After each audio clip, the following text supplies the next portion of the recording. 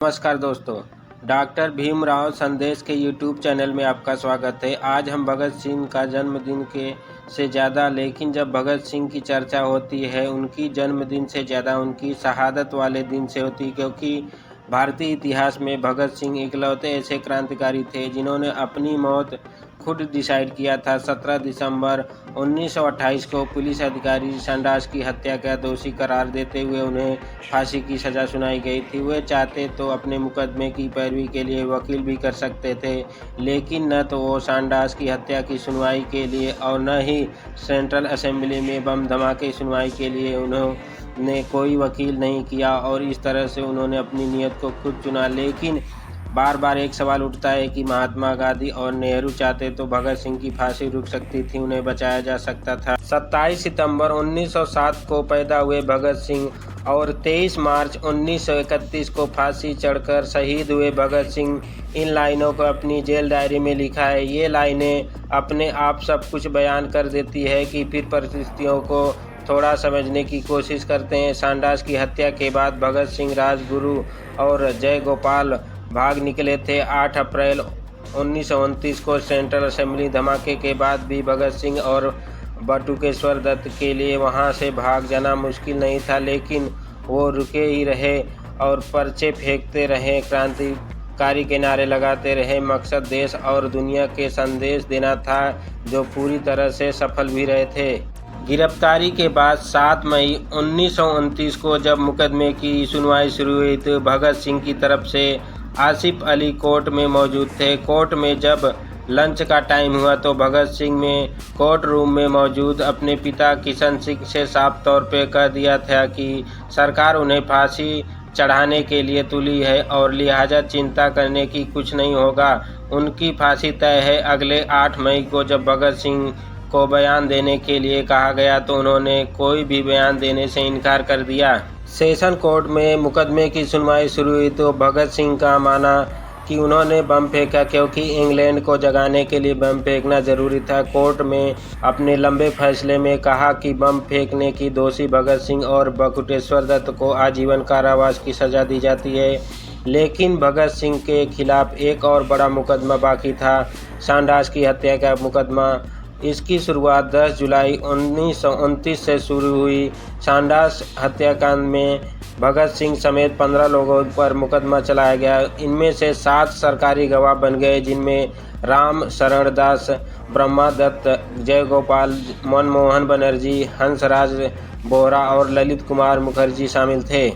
इस केस में भगत सिंह ने कोई वकील नहीं रखा, अपनी सफाई में कुछ नहीं कहा। मुकदमे की सुनवाई के दौरान भगत सिंह ने दूनी चंद को अपना कानूनी सलाहकार बनाया, लेकिन यह साफ कर दिया गया कि दूनी चंद ने न तो किसी को गवाह सवाल करेंगे न ही कोर्ट में जज से कोई बात करेंगे। भगत सिंह के पिता किशन सिंह ने वायसराय ऑफ इंडिया के सामने याचिका लगाई कि संडास की हत्या के दिन भगत सिंह लाहौर में थे ही नहीं। जब भगत सिंह को पता चला, उन्होंने अपने पिता पर गुस्सा किया और पत्र लिखा कि मुझसे मशवरा बिना किए आपको ऐसा पत्र लिखना नहीं चाहिए था। आखिरकार वही हुआ। 7 अक्टूबर 1930 को संडास की हत्या में दोषी पाते हुए कोर्ट ने भगत सिंह और सुखदेव राजगुरु को फांसी सजा सुनाई गई थी।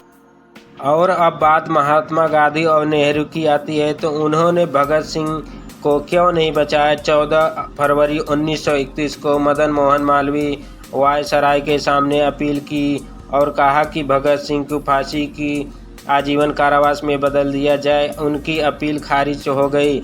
16 फरवरी को एक और बंदी प्रत्यक्षीकरण याचिका खारिज हो गई। फिर 18 फरवरी को महात्मा गांधी वायसराय से बात हुई, जिसमें महात्मा गांधी ने वायसराय से कहा कि उन्हें भगत सिंह और उनके साथियों को फांसी की सजा खत्म कर देनी चाहिए। यंग इंडिया में महात्मा गांधी ने लिखा कि वायसराय ने उन्हें कहा कि फांसी खत्म कर देना तो मुश्किल है, लेकिन अभी के लिए टाला जा सकता है। लेकिन वायसराय अपनी बात पर कायम नहीं रहे। 24 मार्च को भगत सिंह और उनके साथियों को फांसी की तारीख मुकर्रर हो चुकी थी। 19 मार्च महात्मा गांधी ने वायसराय इरविन के सामने फिर से मुद्दा रखा भगत सिंह को फांसी को टाला जाए, लेकिन इरविन ने इनकार कर दिया। दूसरी तरफ महात्मा गांधी ने आसिफ अली भगत सिंह को पास भेजा ताकि भगत सिंह ने वादा करवा सके कि उनकी सज़ा माफ़ हो जाए तो हिंसा का रास्ता छोड़ देंगे।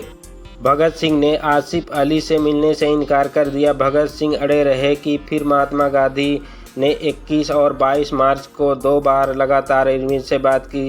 इरविन नहीं माने। 23 मार्च को फिर महात्मा गांधी ने चिट्ठी लिखी, लेकिन जब तक इरविन चिट्ठी पढ़ते तय तारीख से एक दिन पहले ही 23 मार्च को भगत सिंह को फांसी दे दी गई थी। 24 मार्च को जब महात्मा गांधी कांग्रेस के कराची अधिवेशन में शामिल होने के लिए पहुंचे तो उनका भयंकर विरोध हुआ। महात्मा गांधी ने कहा, चाहे वो कोई भी हो, उसे राजा देना मेरे अहिंसा धर्म के खिलाफ है। मैं तो भगत सिंह को बचाना नहीं चाहता था, ऐसे में शक करने की कोई वजूद नहीं हो सकती। महात्मा गांधी ने कहा, मैंने फांसी रोकने के हर मुमकिन कोशिश की, लेकिन मुलाकातें की, 23 मार्च को चिट्ठी भी लिखी, लेकिन मेरी हर कोशिश बेकार हुई। और बात रही नेहरू की, तो उन्होंने 12 अक्टूबर 1930 को भगत सिंह की फांसी से पहले एक सार्वजनिक भाषण में कहा था कि मैं उनसे सहमत हूँ या न हूँ, मेरे मन में भगत सिंह जैसा व्यक्ति के लिए साहस और श्रद्धा भरी भगत सिंह जैसा साहब बड़ा दुर्लभ है।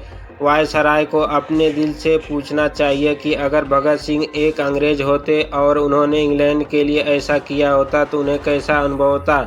नेहरू ने अपनी किताब डिस्कवरी ऑफ इंडिया में लिखा है कि भगत सिंह एक प्रतीक बन गए थे। कुछ ही महीनों के अंदर पंजाब के हर शहर और हर गांव के अलावा भारत के बाकी हिस्सों में उनका नाम गूंजने लगा। और बात रही कि इसकी, अगर भगत सिंह की फांसी रुक गई होती तो क्या होता, और इसका सबसे अच्छा उदाहरण है बटुकेश्वर दत्त। भगत सिंह को फांसी शांडास की हत्या वाले केस में हुई थी। सेंट्रल असेंबली में बम फेंकने वाले मामले में भगत सिंह और बटुकेश्वर दत्त को उम्र कैद हुई थी। भगत सिंह की फांसी के बाद बटुकेश्वर दत्त को काला पानी भेज दिया गया। 15 अगस्त 1947 को आज़ादी के बाद नवंबर में उन्होंने शादी की, घर चलाने के लिए एक सिगरेट फैक्ट्री में नौकरी की, खुद की बिस्कुट फैक्ट्री भी खोली, लेकिन कुछ न काम आए। पटना में बस के परमिट के लिए कमिश्नर से मिलने गए तो कमिश्नर ने उन्हें स्वतंत्रता सेनानी होने का प्रमाण पत्र तक मांग लिया। 1964 में बटुकेश्वर दत्त गंभीर रूप से बीमार पड़ गए। उन्होंने कैंसर हो गया था। दिल्ली के एम्स